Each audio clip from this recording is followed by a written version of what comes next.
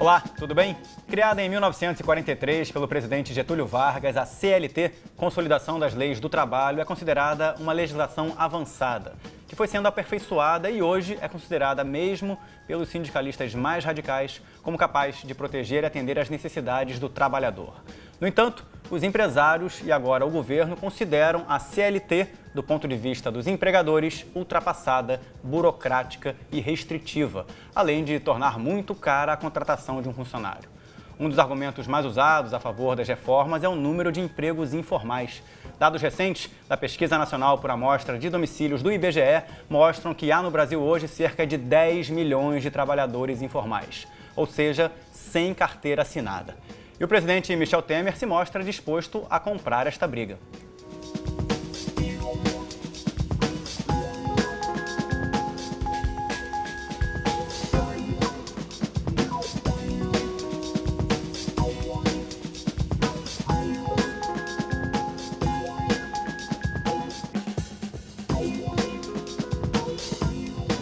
Pois é, essa questão é polêmica e complexa e no programa de hoje vamos conversar com quem é contra e a favor das reformas e quer refletir sobre esse assunto na tentativa de esclarecer os pontos de conflito, que são muitos, né? Com a gente aqui no estúdio temos o Luiz Guilherme Migliora, ele que é professor e sócio do Veirano Advogados. Luiz Guilherme, tudo bem? Tudo bem. Obrigado pela presença. Boa tarde. Boa tarde.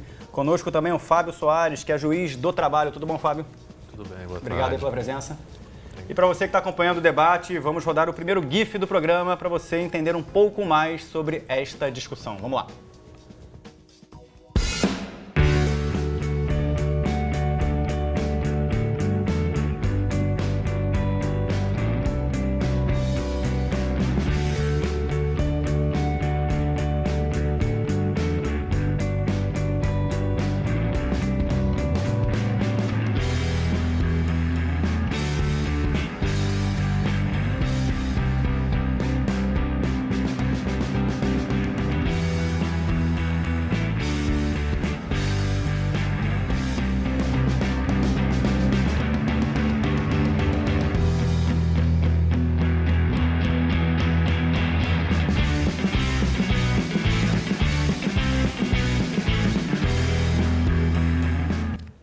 Muito bem, Luiz Guilherme, vou começar com você, né? Essa é uma discussão que já vem de longa data, né?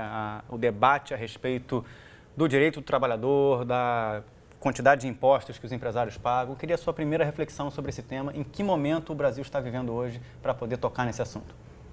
Eu acho que hoje, vocês colocaram muito bem, a grande discussão é qual é o número de trabalhadores que eu posso e quero ter formalizados. A informalidade, ela aumenta, enfim, demais, e a informalidade ela é mais uma necessidade, ou seja, as pessoas são levadas à informalidade por dificuldade de cumprir ou de contratar dentro desse arcabouço, né? Então, o arcabouço ele é um pouco complicado, ele é um pouco caro, comparativamente a outros países, ele tem talvez parcelas demais que não chegam ao empregado, então ele é um caro ruim, né? Porque ele não é um caro para o empregado, ele é um caro para o sistema, ou seja, o nosso sistema previdenciário para o empregado privado, ele é muito oneroso para o empregador. O nosso sistema de fundo de garantia, que é concebido como um direito, ele acaba sendo uma penalidade hoje, porque a forma como o fundo de garantia é reajustado acaba sendo um mecanismo muito perverso de financiamento, né? Quem financia é o trabalhador. Então, acho que tem espaço para mexer, com muito cuidado, obviamente, porque a gente tem um país em que muitos trabalhadores não têm direitos básicos. Então, qualquer flexibilização tem que ser vista com muita cautela. Fábio, como é que você vê esse momento da discussão, né, dada a história da consolidação das leis do trabalho dos anos 40, tanta coisa mudou de lá para cá, tantas conquistas sindicais, de movimentos grevistas afloraram a sociedade e fazem parte desse movimento agora. Como é que você vê esse momento da discussão? Então, eu acho bem interessante a gente pontuar aqui que a Constituição ela trouxe diversos dispositivos, né, que fala-se muito do que a CLT é ultrapassada, né? Mas a Constituição trouxe diversos dispositivos em 88 que dão uma certa condição de negociação entre as partes, entendeu? A gente tem um regramento básico na CLT, né, que qualquer trabalhador sabe, que o salário ele é irredutível, né? Isso é um conceito comum que os trabalhadores têm conhecimento, salvo negociação coletiva. Ou seja, a própria Constituição que estabelece no início do inciso um ponto que, a princípio, ele não poderia ser mexido, ela abre uma exceção, salvo negociação coletiva. Então, há casos em que é possível se negociar. É possível, por exemplo, numa situação de crise em que vai acontecer uma dispensa em massa, talvez se garantir o emprego em detrimento de um benefício, em detrimento de um salário. Então, assim, eu tenho me causa um pouco de surpresa ficar só falando que a CLT é de 43, a CLT é de 43. Nós temos a Constituição que trouxe um rol no artigo 7º de diversos direitos trabalhistas, né, reafirmando alguns que já havia com o texto consolidado e proporcionando e possibilitando que as partes cheguem a um consenso, que a negociação coletiva ela tenha um meio e seja aplicada de forma razoável para efetivamente pacificar esse conflito do capital-trabalho. Um dos pontos levantados, né, por muitos empresários é o custo de uma carteira assinada, é o custo do benefício trabalhista mês a mês ali para os trabalhadores, né? Sem aqui trazer qualquer fórmula, mas em regra quase que o dobro do aplicado no pagamento do salário tem que ser aplicado para a garantia de direitos daquele trabalhador. Como é que você vê esse tipo de proposta para equalizar uma conta como essa, dada a história dos movimentos, dada os benefícios dos movimentos? Eu acho que tem que separar o país em pelo menos 2 grupos, talvez mais. Aí é um trabalho muito mais para os sociólogos do que para nós. Ou seja, quando eu olho um grupo de profissionais, por exemplo, num escritório de contabilidade ou de advocacia ou de auditoria trabalhando, eu olho e falo, a CLT não se aplica a esse grupo de pessoas. Ela é muito antiga para esse grupo. Esse grupo trabalha de uma forma mais dinâmica, com remunerações em geral mais altas, com mais flexibilidade. Então, se você perguntar, por exemplo, numa empresa como essas, uma empresa de mercado financeiro, qualquer uma dessas de serviço, quem está sujeito e de fato cumpre jornada? Você vai notar um descumprimento enorme do que prevê a CLT. Ou seja, existe uma desconexão enorme entre o que faz o empresário, a empresa e os seus colaboradores e participantes e o que a lei diz. Então, nesse caso, ela está completamente desconectada, deveria ser revista. Agora, quando eu vou para chão de fábrica, para agroindústria, etc. e tal, eu não posso mexer em nada, porque já é difícil garantir os direitos básicos para aquelas pessoas. Então, a reforma trabalhista ela tem que ser vista também considerando que a gente tem mais de um país funcionando ao mesmo tempo. Ou seja, um mercado de alto nível de serviços em Rio, São Paulo, é uma realidade que não é tipicamente brasileira. Um mercado de chão de fábrica aí no Brasil inteiro, um mercado de agrobusiness no norte e nordeste brasileiro, merece toda a proteção. Então, assim, não se pode falar em flexibilizar. O custo é alto, mas, de novo, você pode fazer ajustes nesse custo para que ele seja mais justo, né? Então, se eu tivesse que selecionar 2 pontos, para os empregados de um nível socioeconômico mais alto, eu reveria completamente a jornada de trabalho, que eu acho que ela está, de fato, defasada. E para os empregados de um nível mais básico, que precisam de cuidado, eu reveria a remuneração de fundo de garantia. Fábio, você concorda? A equação proposta aqui pelo Luiz Guilherme faz sentido? É ajustável ou não faz sentido, dada a complexidade, a diversidade do Estado brasileiro? Eu entendo a ponderação, mas eu acho que não pode haver essa distinção por valor de salário, porque todos, ao fim e ao cabo, todos são trabalhadores, todos têm direito à rigidez física, mental. Então, eu acho que um critério, é difícil se colocar um critério. Qual vai ser o critério? Quem ganha 10 mil? Quem ganha 5 mil? E o que ganha 4.900? Ele está fora? Ele tem direito à jornada? Entendeu? Eu entendo o raciocínio, mas eu acho que é de difícil aplicabilidade prática. E, ao fim e ao cabo, todos são trabalhadores. Todos são trabalhadores. Todos estão ali vendendo a sua mão de obra. Bom, vamos lá, vamos trazer mais uma participante para o debate de hoje, a Laís Almeida, ela que é advogada trabalhista. E a Laís fala sobre os pontos do artigo 7º da Constituição que podem e que não podem passar por alterações. Questões como licença maternidade, que não pode ser alterada, mas licença paternidade, que, por exemplo, poderia passar por algumas mudanças. Vamos conversar com ela agora pela internet. Laís, tudo bem? Obrigado aí pela participação no programa de hoje. Olá, boa tarde. Eu que agradeço a oportunidade. Laís, como é que você está enxergando essa discussão nesse momento, com base nessas 2 questões que eu trouxe agora, referentes ao artigo 7º da Constituição, licença maternidade e licença paternidade? Então, em consonância ao que já foi dito pelos ilustres colegas, a proposta de reforma trabalhista ela prevê a flexibilização de direitos que já são assegurados aos trabalhadores e que estão contidos no artigo 7º da Constituição Federal, desde que mediante negociações coletivas. Com relação à CLT ser de 43, o que se prima é que ela seja apenas atualizada e modernizada, sem aniquilar os direitos já conquistados.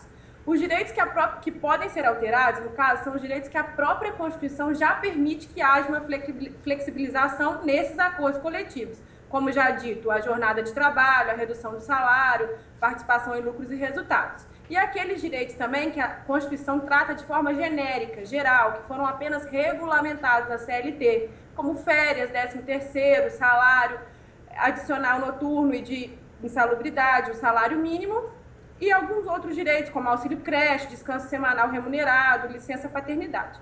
O que a gente não pode esquecer, obviamente, dos direitos que também não podem ser flexibilizados, porque a própria Constituição já disciplinou, já tratou exaustivamente e que estão contidos neste artigo 7º e que só poderiam ser alvo de mudança através de uma PEC, de uma proposta de emenda constitucional, por conta da rigidez constitucional, que é a remuneração da hora extra em 50%, a licença maternidade ou aviso prévio, que são direitos constitucionalmente tutelados.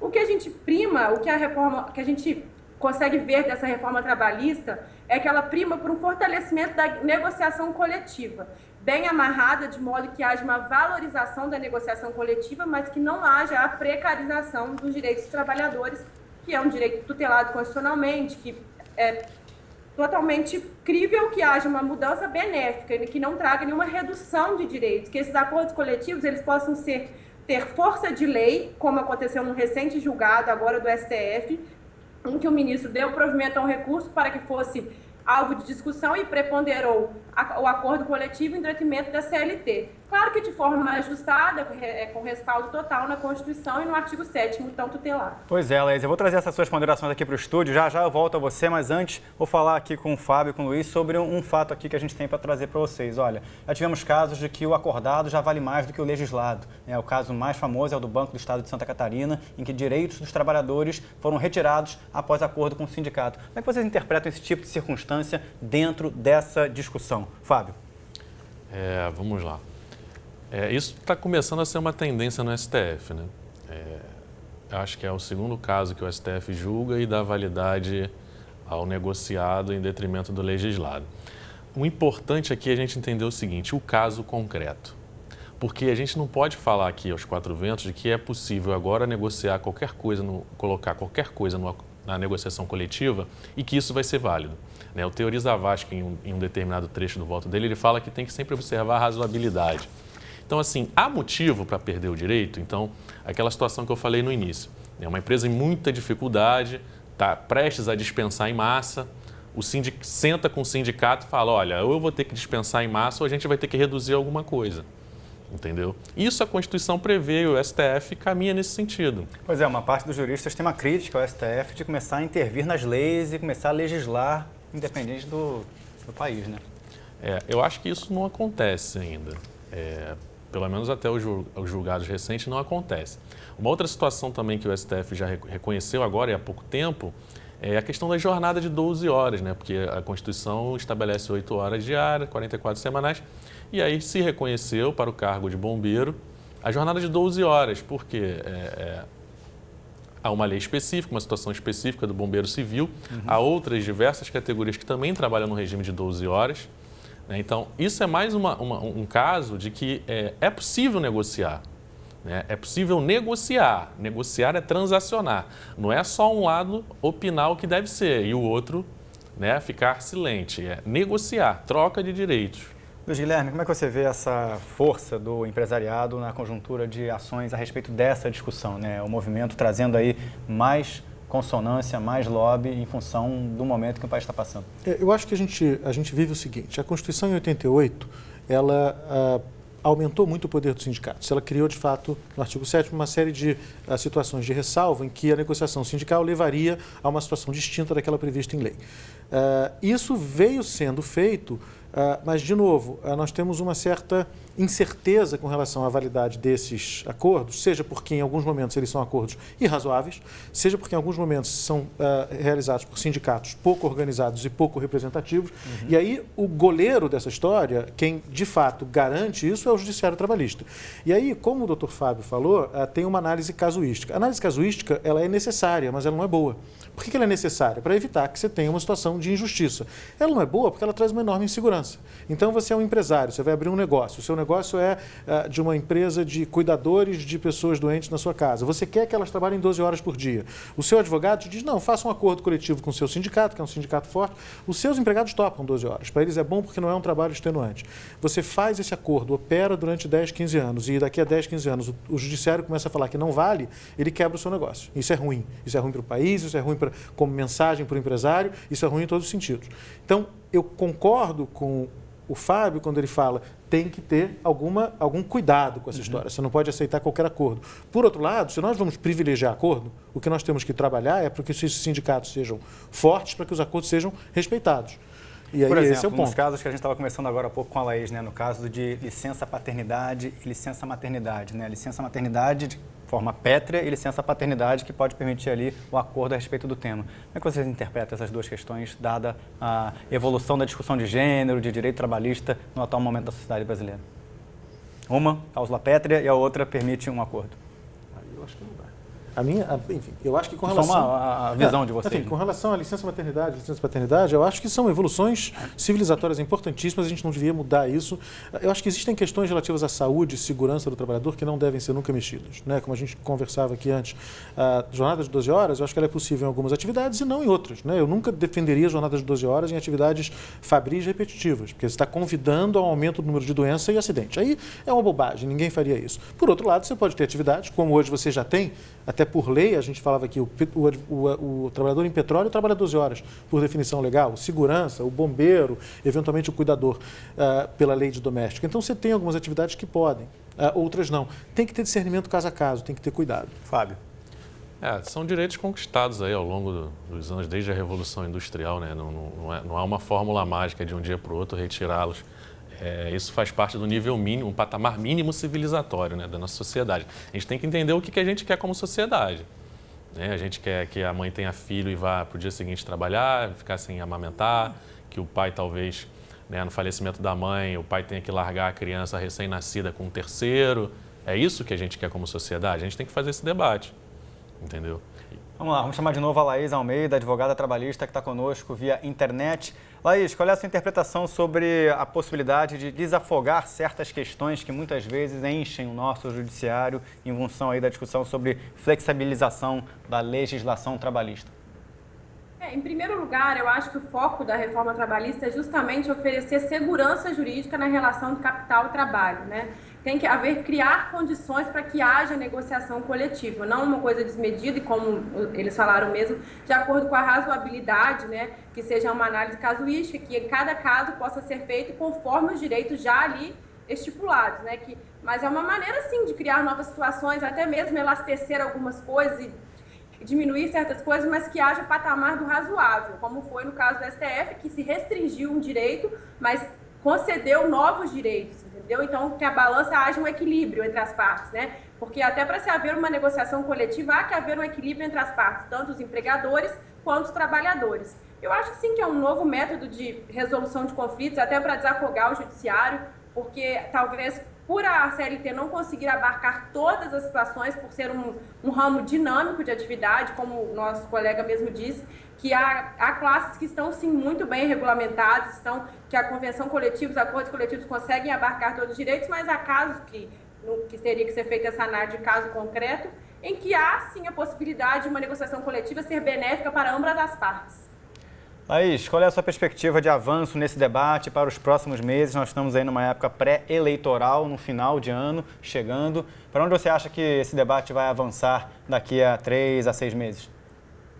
Bom, a gente crê e acredita que, todavia, há projetos de mudanças com relação também ao caminho político, à crise momentânea em todos os setores, a informalidade nos serviços, mas a gente acha que as pessoas, os eleitores, também os políticos, devem primar por soluções pacíficas, pela conciliação, por conseguirem tabular acordos e celebrar medidas que só venham privilegiar tanto o setor dos trabalhadores quanto dos empregadores, para que a gente possa promover exatamente esse equilíbrio entre o capital e o trabalho. Tá legal, Laís Almeida, advogada trabalhista, falando diretamente do Rio de Janeiro via internet. Obrigado pela sua participação no programa de hoje. Até uma próxima oportunidade. Obrigada, boa tarde. Até logo. Meus caros, trazer aqui mais um tema para vocês, né? Programa de proteção ao emprego. O que a gente pode analisar sobre este tópico específico nessa discussão? Começando por... Quer falar, Fábio? Pode ser. Eu acompanhei agora os dados do Ministério do Trabalho sobre o resultado, né? Parece que vocês conseguiram manter cerca de 58 mil empregos, né? Perto da massa de desempregados só esse ano, me parece que é um pouco menos de 10%. Então, parece que é um programa que teve a ideia de garantir, fazer com que as empresas conseguissem passar pela crise, né, de forma menos mais traumática. Mas eu acho que não deu o retorno esperado pelo governo. É uma tentativa. É uma tentativa, mas que parece que não surtiu efeito, porque a questão do emprego tem a ver com a atividade econômica. Claro. Então, o Brasil tem que voltar a produzir, o Brasil tem que voltar a crescer, tem que acabar esse período de instabilidade política, estabilidade econômica. É isso que vai fazer colocar o país nos trilhos. E a gente não vai precisar ficar voltando a discutir sobre redução do direito trabalhista, que é uma matéria comum em todo período de crise, né? Isso também não é uma novidade. Falando agora, virando a chave, Luiz Guilherme, mais sobre o ponto de vista da economia, como o Fábio trouxe agora, independente da discussão sobre direito trabalhista, sobre a CLT especificamente, para o momento que vai abrir a partir de 2017. Sua perspectiva de mudança no cenário econômico para fortalecimento dessas discussões do ponto de vista de geração de emprego e condições mais favoráveis aos empresários e ao setor industrial.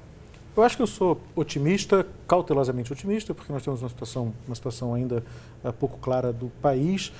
Olhando para a geração de empregos, ou seja, eu fico preocupado quando eu ouço os economistas dizerem vai piorar, vai ainda ter mais desemprego antes de melhorar. Eu acredito em flexibilização como um elemento que pode gerar mais empregos, feita com muito cuidado, com muita cautela. Acredito em negociação coletiva como elemento básico de flexibilização. E aí, obviamente, com os seus limites.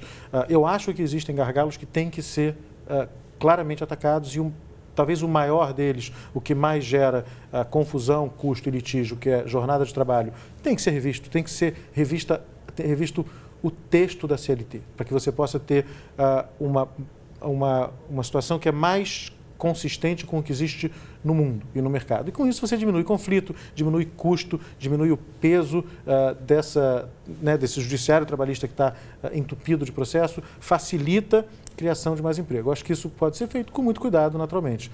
Então, cautelosamente otimista para 2017, na medida em que se consiga manter alguma estabilidade de rumo, né? Ou seja, não se tem um rumo claro ainda do que será a economia do país. Então, na medida em que o país conseguir definir o seu rumo, eu acho que a gente fica um pouco melhor.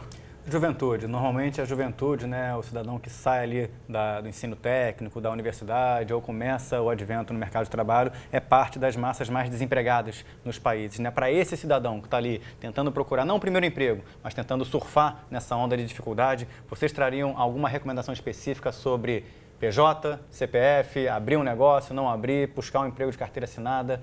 Claro que não dá aqui para trazer um cenário para todas as áreas, mas se pudesse dar um sopro no ouvido do jovem hoje, para que lado vocês fariam?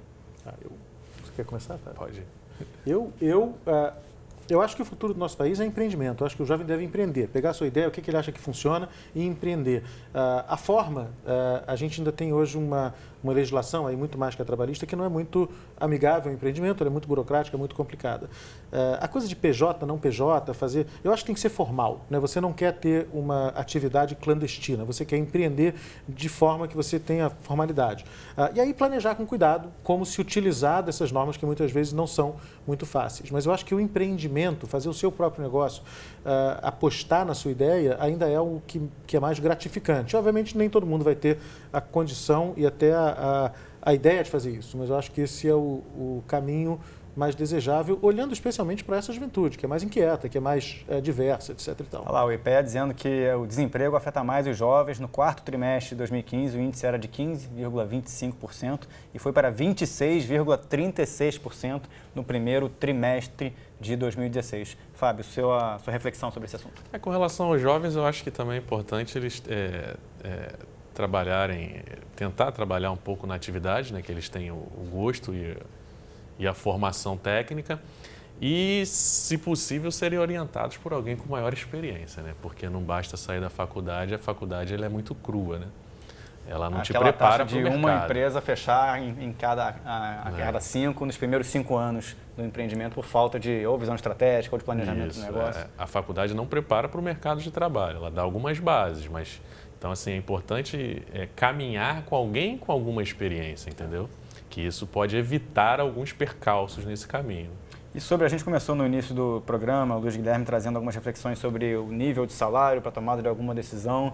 Nós temos a redução salarial de forma maior entre quem ganha menos de um salário mínimo, né? Onde temos a famosa base da pirâmide, que necessita mais não da roda da economia, porque todos necessitam em sua proporção, mas que necessita ali mais de políticas assistencialistas, de políticas públicas eficazes, para que essa fase mude da pirâmide, indo para um pouco mais de condições financeiras. O que você tem a dizer para essa parcela da população que tem ali esse momento de dificuldade sendo atenuado nesse sentido? Eu acho que, assim, o que a gente tem que defender para essa parcela é que a gente não tenha nenhuma mudança de direitos adquiridos, de forma nenhuma. Ou seja, a base da pirâmide, no Brasil, já é uma base da pirâmide muito sufocada, em que o valor salarial é baixo e o nível de direitos ele é ainda nem mesmo apropriado, poderia ser melhor. De novo, para esse grupo, a primeira coisa que eu faria era ajustar a forma de remuneração do fundo de garantia. Não faz sentido que o empregado que ganha um salário mínimo por mês esteja financiando o governo, que é o que ele faz hoje com o fundo de garantia e perdendo dinheiro. Isso é de uma crueldade sem nome, né? Então, a primeira coisa que eu faria, se eu pudesse mexer e se tivesse um item, seria fundo de garantia. E aí eu acho que tem que se definir até que nível da pirâmide você tem que manter todos os direitos e até melhorá-los para você garantir esse nível civilizatório mínimo que o Fábio falou, que é um desejo. E a partir daí você flexibiliza. Eu acho que a flexibilização tem que ser seletiva. Não pode ser uma flexibilização geral de forma nenhuma. Fábio, uma consideração rápida que a gente vai passar para o próximo bloco sobre esse ponto que o Luiz Guilherme trouxe, a contribuição de quem ganha até um salário mínimo para o fundo de garantia. Qual é a sua visão sobre esse assunto? Manter os direitos que eles já possuem e programas sociais, né? Porque esse pessoal, ele consome, né? Sustenta a família. Precisam rodar a economia, precisa rodar do seu a economia, próprio bairro, da sua comunidade. Da sua comunidade, e eles precisam sustentar as famílias. A gente está falando aqui de comida, de luz, de aluguel. Então, assim, são direitos mínimos. Então, não tem como você precarizar essa relação que já é precária com um salário que já não garante esses benefícios mínimos, né? Essas previsões mínimas para sustentar uma família. Muito bem, estamos aqui com Fábio Soares e Luiz Guilherme Milhora no programa Sala Debate sobre reformas trabalhistas. Nós vamos agora para um rápido intervalo e no próximo bloco vamos continuar esta conversa sobre direito do trabalhador e políticas para o mercado de trabalho. Até já!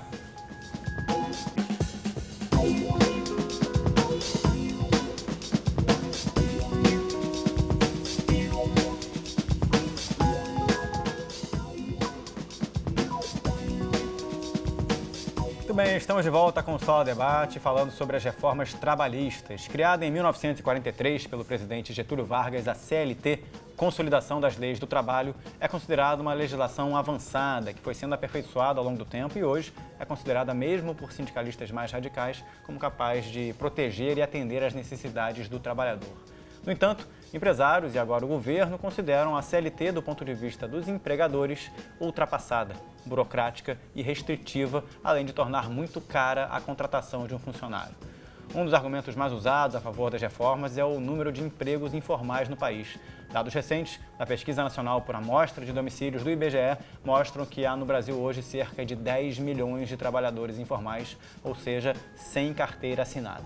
E o presidente Michel Temer se mostra disposto a comprar esta briga.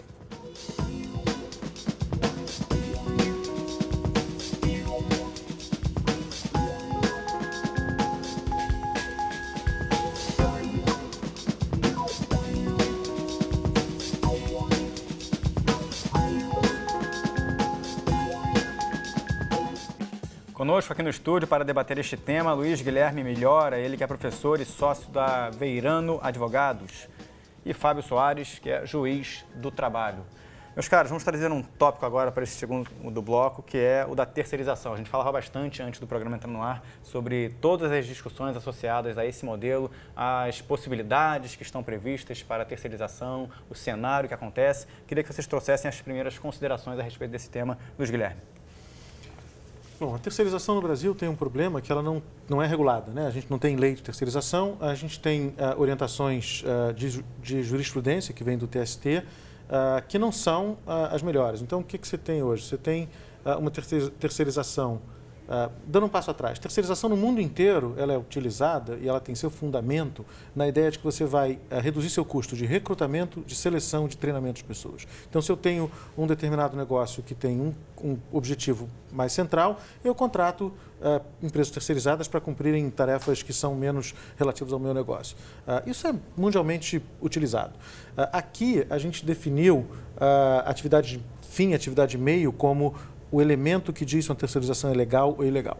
Atividade fim e atividade meio é um conceito aberto. Cada pessoa, se cada um de nós definir aqui, cada um de nós vai ter um conceito diferente. Então, causa enorme insegurança, enorme custo. Eu até diria que, na prática, hoje, o mundo não olha mais para atividade fim e atividade meio. Quando uma empresa vai terceirizar atualmente, ela olha para os riscos. Qual é a solvabilidade dessa empresa? Ela vai pagar os empregados, ela tem a condição, ela vai cumprir muito mais do que atividade meio e atividade fim. Então, precisa organizar terceirização para que seja algo que seja possível sem que seja instrumento de precarização. Então, isso é o desafio. Fábio, seu ponto de vista a respeito deste tema, levando como base essa concepção das atividades principais de uma empresa para gerir o seu negócio, para movimentar o seu negócio e algumas atividades mais paralelas, como limpeza, algum tipo de assessoria que poderiam até fazer parte da discussão sobre terceirização. A discussão sobre a terceirização me remete aqui ao PL, né, da terceirização, que está em tramitação no Congresso.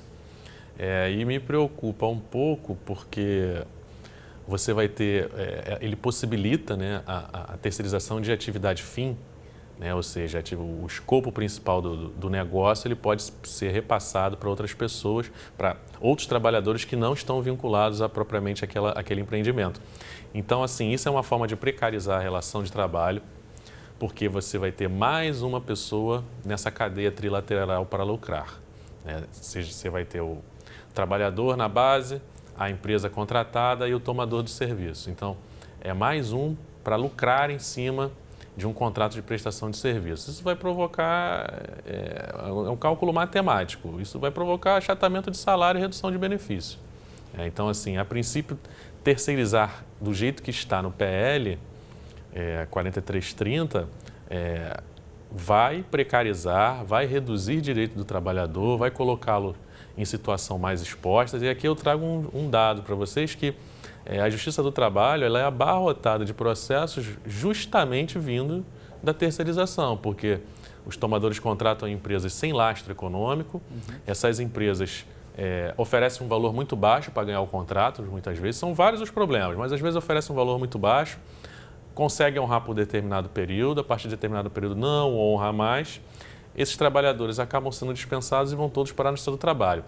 Para fins de dados estatísticos, 50% das ações trabalhistas hoje na Justiça do Trabalho versam sobre verbas rescisórias, ou seja, o empregado que trabalhou foi dispensado e não recebeu nenhum centavo. Mas não significa que sejam sobre processos de terceirização? Não necessariamente são processos de terceirização, mas o número de processos de terceirização dentro desse é enorme, são muitas ações. O ponto de vista do Luiz sobre esse assunto, né? Redução de salário, né? E, obviamente, nesse sentido, depois eu vou trazer a pergunta com o outro lado da história sobre a necessidade de manter o negócio acontecendo para poder gerar emprego. Só que, para você, Luiz, esse ponto de vista a respeito que a gente começou a falar no início do bloco, mas os riscos de precarização e redução de conquistas trabalhistas em virtude de ampliação do negócio. Eu acho que tem que definir o que é precarização. Eu acho o seguinte, quando você abre um novo negócio para terceirizar uma atividade de uma determinada empresa e você traz um número de empregados, pagando o que seja o piso daquela categoria, mais os direitos trabalhistas, eu não vejo precarização aí.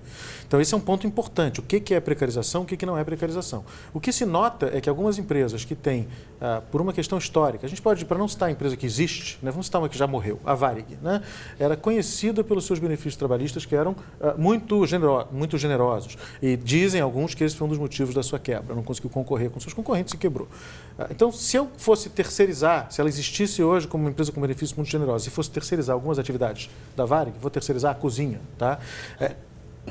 Haveria provavelmente contratação de empregados por uma empresa terceirizadora, prestadora de mão de obras, sem todos os benefícios centrais da Varig. Isso é precarização? É uma pergunta. Eu entendo que isso não é precarização. Isso talvez fosse até a sobrevivência dessa empresa que quebrou, né? Então, seria precarização se eu tivesse, pura e simplesmente, contratando empregados por menos valor do que eu contrataria, do que o piso. E aí eu tenho que ter sindicato, tem que ter negociação, tem que ter piso e tem que ter cumprimento de lei. Ou seja, hoje a legislação existente na forma de súmula ou futura proposta, ela já prevê que se a empresa fornecedora de mão de obra não paga, o tomador de serviço tem que pagar. Fábio, agora o outro lado da história, obviamente o ponto de vista do empresário que quer fazer o negócio andar justamente para também ter seu lucro, mas para poder gerar emprego e gerar a economia do país. Sem o cenário com ampliações de terceirizações, essa conjuntura do ponto de vista deles fica um pouco mais instável. Como é que você encara esse ponto de vista, tomando como partido essa necessidade do empresariado fazer o seu negócio andar? Então, a terceirização ela é possível nessas atividades meias, atividades que não querem, que não correspondem ao núcleo, o objetivo social da empresa. Ela é possível. Então, é possível, por exemplo, um restaurante terceirizar a vigilância, terceirizar a limpeza. Agora, não faz o menor sentido o restaurante terceirizar cozinheiro.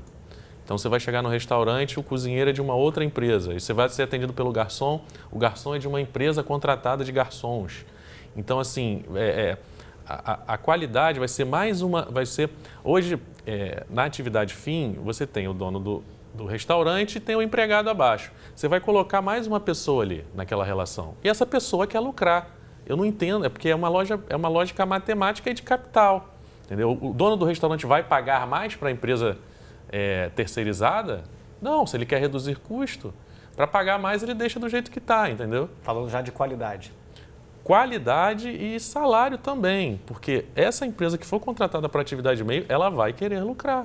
E para ela lucrar, alguém vai ter que pagar, ou o empregador, o dono do estabelecimento vai ter que pagar mais, ou o trabalhador vai ter que ganhar menos. Vamos lá, mais uma convidada para participar do programa hoje. Conversa conosco agora pela internet, a Magda Biavaschi, ela que representa o Fórum em Defesa dos Direitos dos Trabalhadores ameaçados pela terceirização. Magda, boa tarde, como vai? Tudo bem?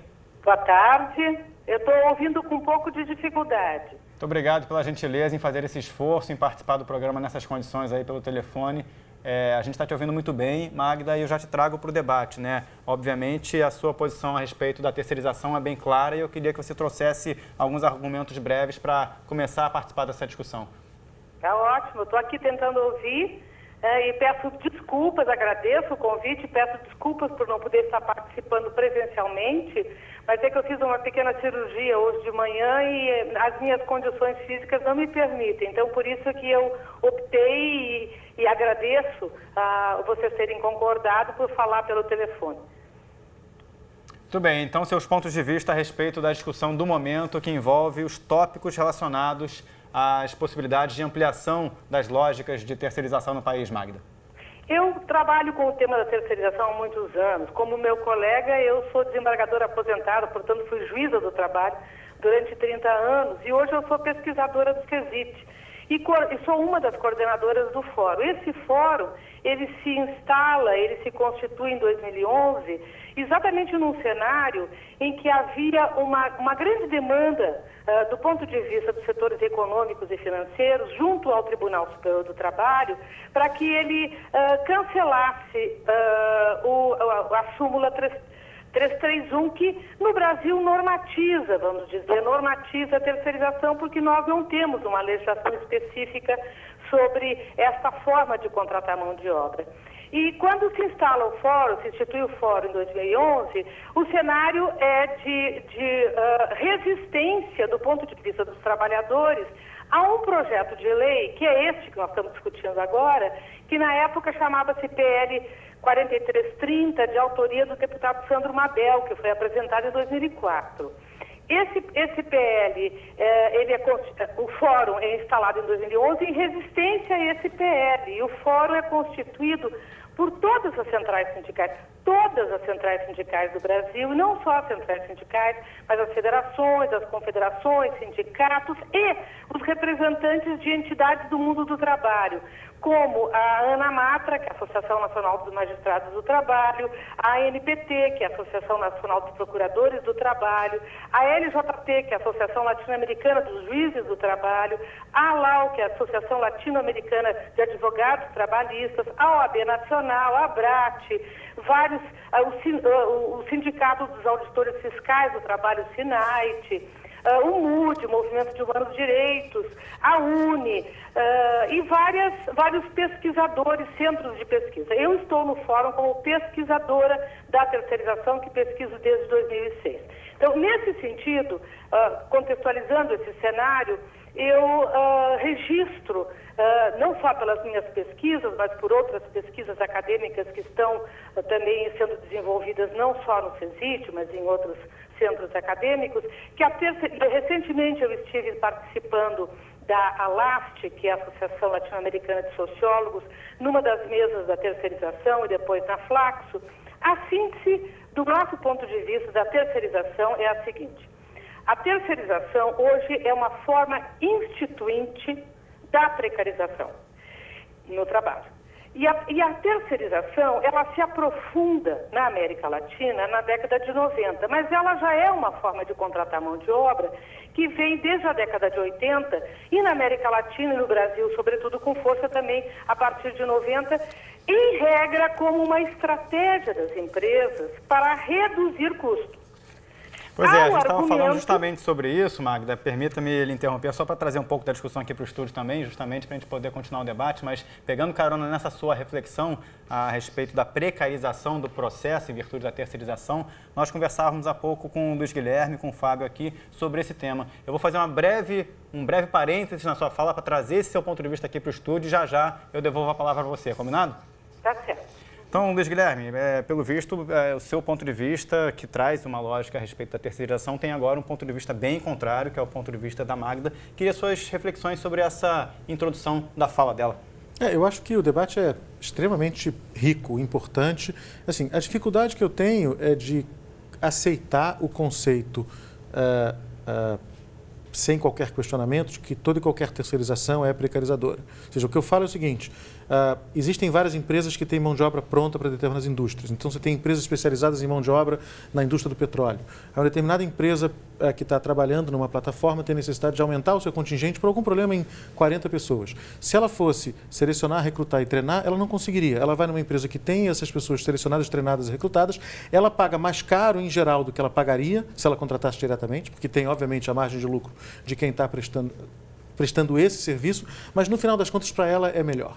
Então, assim, de novo, como tudo nessa discussão, eu não vou ser binário, eu não sou contra a terceirização e não sou a favor de uma terceirização amplíssima. Eu sou a favor do debate, eu sou contra a ideia de que qualquer terceirização é necessariamente precarizadora. Eu acho que você tem a terceirização em que você economiza custos de recrutamento, de seleção, de treinamento e que ela é, ela é aplicada no mundo inteiro. Então, nós não somos um outro planeta, né? O Brasil não é um outro planeta. No mundo inteiro se aplica a terceirização e esse debate existe no mundo inteiro. Até que ponto ele é ou não. Há um debate no mundo inteiro, mas há um debate num ambiente, em muitos países, em que ele é mais possível, é mais fácil a terceirização. No Brasil, ele é cada vez mais difícil.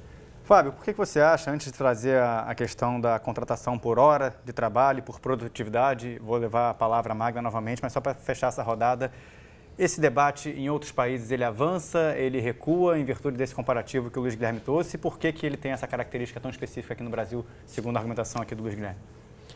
Eu acho que o Brasil ele tem esse debate mais aprofundado por conta das nossas condições sociais, né? Nós somos um país com uma massa pobre muito grande, né? E esses empregos terceirizados estão nessa massa mais pobre da sociedade, nesse extrato social. Então, você permitir mais terceirização do que já existe, essa terceirização já existe hoje, ela é sedimentada pela jurisprudência do Tribunal Superior do Trabalho. No passado, ela já foi proibida pelo Tribunal Superior do Trabalho, havia uma súmula antiga, 256, que proibia a terceirização. Então, o atual entendimento do Tribunal Superior é que é possível nas atividades meio, ou seja, ela já atenuou o entendimento anterior. Ela existe agora, é característico da terceirização atividades menos qualificadas, atividades com salários menores e com as piores condições, salvo, como o professor Luiz Guilherme falou, na área do petróleo. A área do petróleo é uma área que tem uma terceirização que tem um diferencial que você encontra salários maiores, outros benefícios. Mas assim, eu teria dificuldade de falar uma outra categoria que é terceirizada com direitos e salários maiores num cenário melhor do que o que a gente vê com relação a vigilante, limpeza.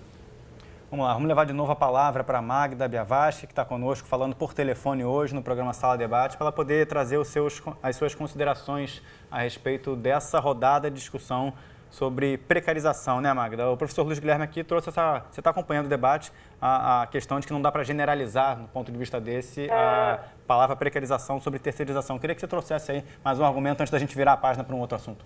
Eu quero pegar um gancho, se me permitem, cumprimentando os dois colegas que eu não tinha ouvido ainda, né? Se me permitem, com relação aos trabalhadores petroleiros, né? Vocês lembram daquele grande acidente da plataforma de petróleo, onde houve uma morte substantiva? Eu não sei se vocês têm os dados dos petroleiros e da Petrobras. No ano de 2015, por exemplo, houve 17 acidentes de trabalho fatais na Petrobras. Exatamente esses acidentes fatais estavam nos terceirizados. Ou seja, mesmo que os salários sejam elevados, mesmo que as atividades sejam especializadas, digamos, né, o que há, há muitas pesquisas sobre isso, nós temos um pós-doutorando que trabalha conosco no CESIT, que é o Vitor Figueiras, que pesquisa exatamente os dados do acidente de trabalho, é nos setores terceirizados onde os acidentes de trabalho aparecem com grande força e com grande ênfase. Então, aí temos um aspecto muito importante, que é a questão da segurança no trabalho, mesmo independentemente do valor do salário. É verdade também, e as nossas pesquisas mostram por setor, que os trabalhadores terceirizados, quando comparados, exercendo atividades análogas ou as mesmas atividades dos trabalhadores diretos, são os que recebem menores salários. Eu faço agora uma pesquisa, junto com uma orientanda minha, nos correspondentes bancários, e é impressionante o gap entre os salários dos bancários e os correspondentes bancários, que na realidade são trabalhadores do comércio. Então, há uma também, não só do ponto de vista da segurança dos trabalhadores, mas há uma diferença salarial, uma quebra isonômica brutal. E o que é mais grave, e isso se dá em todas as áreas de atividade, é que a terceirização fragmenta, cinde a organização dos trabalhadores, fragiliza a organização dos trabalhadores. Então, quando tu propõe, agora já estou indo para as outras propostas de flexibilização, quando tu propõe ampliar a terceirização via agora a PLC 30 para todas as atividades, independentemente da natureza do trabalho, ou seja, estender a terceirização numa situação que já é precária, é, na realidade, aprofundar esses elementos de quebra de isonomia, de diferenças salariais, de acidentes de trabalho e, sobretudo, ampliar e acirrar a cisão, a organização, a fragmentação dos trabalhadores. Magda, vamos propondo também, para e passo, a supremacia do negociado sobre o legislado.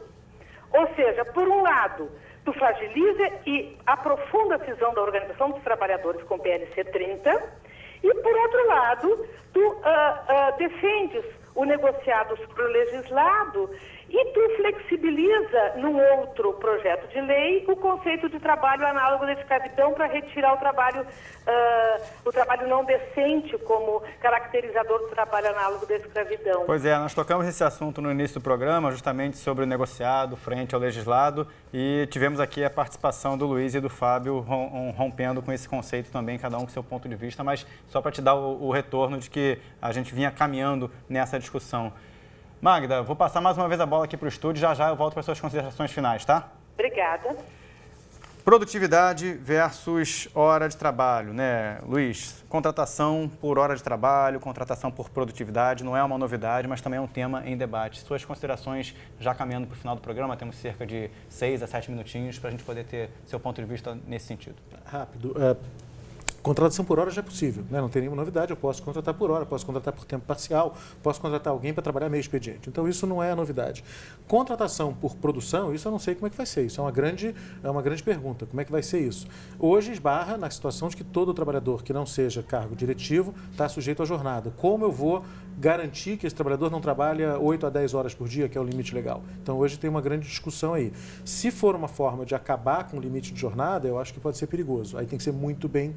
Enfim, tem que ser muito bem definido quais os trabalhadores. Eu continuo dizendo que, para mim, a flexibilização de legislação trabalhista passa por uma análise socioeconômica, não só de quanto ganha, mas do nível social dos trabalhadores. E o trabalhador com maior salário, maior nível de educação, tem mais capacidade de negociar uma flexibilização individualmente. O trabalhador na base não tem a menor. É uma lacuna da nossa Não diferença social. Não dá para tratar a flexibilização como uma panaceia para todos os trabalhadores, eu acho que é errado. Fábio, seu ponto de vista a respeito desse tema, contratação por hora de trabalho, por produtividade, dada essa conjuntura do debate? Eu fiquei surpreso quando eu vi as notícias do governo que essa era uma das propostas de alteração da CLT, como sendo uma proposta inovadora, porque isso já existe. Nas duas hipóteses, tanto a contratação por hora existe, é praticada, quanto a contratação por produtividade, por tarefa. É possível, tem previsão explícita na lei da contratação de empregado por tarefa, pagar ele por tarefa. Então, assim, eu não sei que inovação é essa, qual é a intenção do governo em dizer que vai alterar esse dispositivo. Agora, como o professor falou, a gente tem uma limitação de jornada, né? Então, a produtividade vai produzir 500 produtos em 8 horas de trabalho, ok. Agora vai querer que o trabalhador produza 1000 produtos, vai colocar ele para trabalhar 16, vamos voltar à Revolução Industrial. Tem outros debates, outras discussões que vão retornar. Deixa eu pegar os últimos comentários da Magda Biavachi, representante do Fórum em Defesa dos Direitos dos Trabalhadores Ameaçados pela Terceirização. Magda, nós temos 2 minutinhos, eu peço desculpas por te dar esse pouco tempo para o final, mas nosso programa está chegando ao fim. Queria já te agradecer pela participação e suas considerações finais sobre esse tema, para onde esse debate vai. O nosso mercado de trabalho é profundamente desorganizado, né? Não é flexibilizando os direitos dos trabalhadores, isso nós sabemos. Não é ampliando a terceirização que nós vamos resolver os problemas brasileiros. Ao contrário, tivemos assim a prova de que na década de 90, quando mais se flexibilizou e muito se terceirizou, se terminou a década de 90 com mais de 12 milhões, muito mais de 12 milhões de desempregados, né? Quando em 2003 Lula assume a presidência da República. É no dinamismo da economia que se resolvem esses problemas e não na flexibilização das normas de proteção social ao trabalho. Ao contrário, as normas de proteção social ao trabalho, elas contribuem para que se defina um patamar civilizatório, uma sociedade mais coesa, mais organizada, menos desigual, né? Então, o que está havendo agora nesse momento é uma tentativa, uma proposta de regresso. Claro que nós não vamos regredir e de regresso a momentos medianos, da Idade Média. Não da Idade Média, porque nós não tivemos Renascimento, mas um regresso a um período pré-1930, ou seja, em que as normas de proteção social ao trabalho, com muita dificuldade, foram sendo construídas para serem constitucionalizadas em 1988. Então, uma sociedade mais igual, mais homogênea, que todos nós desejamos, não se conquista flexibilizando, reduzindo e terceirizando.